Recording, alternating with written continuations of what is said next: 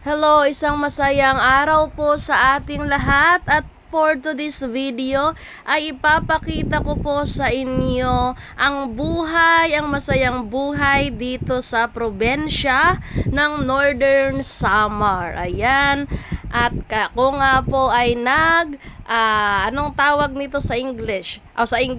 Sa Tagalog kasi sa amin nagbubugsay. Ayan, nagsasagwan, 'di ba? Nandito ako sa namin or sa aming bukirin. May bukid or sa farm na lang para mas masarap pakinggan. So ayan, nakikita nyo naman sobrang linaw ng tubig kaya nai-enjoy ko po siya. And take a look, walang gaod. Walang gaod yan, mga mari. So, ayan o, yung sagwan, pinapakita ko. Ayan, yan yung gamit mo para magliwat-liwat ka. Magliwat-liwat. Ngan, magturotalibong ka. Ayan, ano. And, nai-enjoy ko dyan yung pagsasagwan o pagbubugsay kasi hindi po siya matulin and current. Ayan, at tumugbos na nga po tayo dyan para makita nyo naman yung aking kaseksihan. Mag-comment ka naman ng wow, sexy.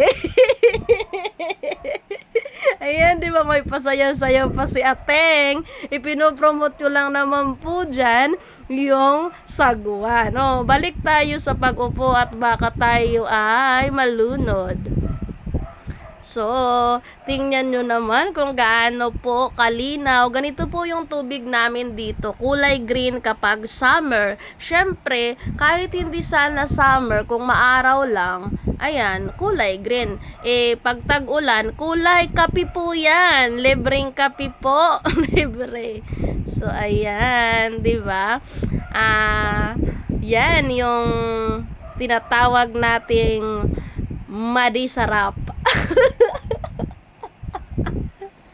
Ay, nako guys. Come on guys. Magpaikot-ikot lang tayo dito. Kung gusto mong makalanghap ng sariwang hangin, makaligo ng malinaw na tubig, only her lang yan. At Katubig and Las Navas. Yan, di ba? So, ayan. Patuloy tayo sa pagsagwan kasi kukuha tayo ng mabaysay nga view at magpapakyut tayo. Ayan, di ba? And don't you know guys, para sa usapang seryoso, itong salog na ito ang tinatawag na Katubig River. At alam nyo ba, dito rin po sa area na to mula Katubig papunta doon parte sa lampas ng Las Navas ay marami ka pong makukuhang bibi. At ang bibi po ang isa sa kabuhayan ng mga katubignon. Kasi ang bibi ay masarap na ginata. Adobohin mo muna at gataan. Lagyan mo ng gata. Isa po yan sa masarap dito sa amin. So ayan. And isang tips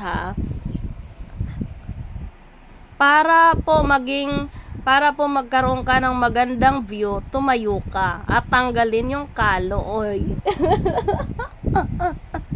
Ayan, magpapapicture sana ako dyan. May pagtayo, may pag-upo, may pagsaguan. Ay, ano ba yan? Basta ang alam ko lang, i-enjoy ko yung mga sandaling yon. Kasi ganun naman po dapat ang life.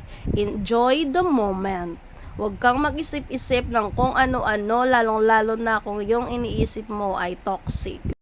Ayan, thank you for watching and salamat po sa aking mga followers. Thank you po sa mga nagpo-follow at nag-share ng aking mga videos. Love, love!